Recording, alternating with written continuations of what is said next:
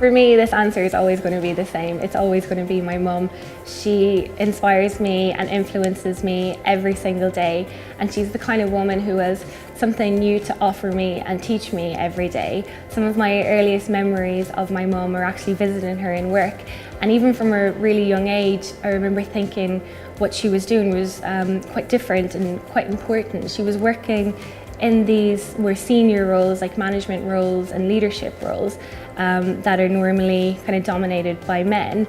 And she was this successful woman who was making these really positive changes for women in the workforce. And she still really is that woman today, both in her professional career and in her personal life. So I'm really grateful for my mum and everything that she has taught me. And because of her, every day I try to make the right choices and the right changes for myself as a woman and for the other women in my life.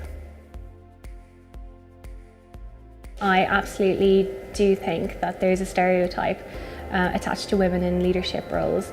A woman, if she doesn't fit into a traditional role and she attempts to claim a role for herself that's traditionally viewed as being a man's role, then she's looked at being someone who's disruptive, someone who's being abrupt. She can be considered selfish and not being a team player.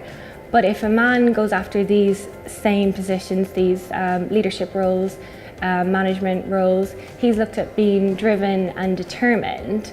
So I feel like men don't face the same problem that women do.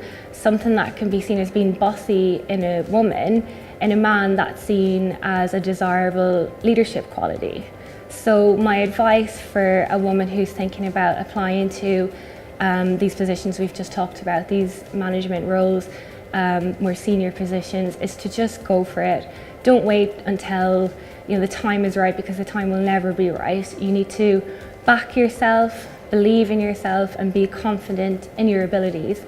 And also, don't be afraid to be disruptive. We need to be disruptive in order to break down these gender stereotypes that we see in the workplace.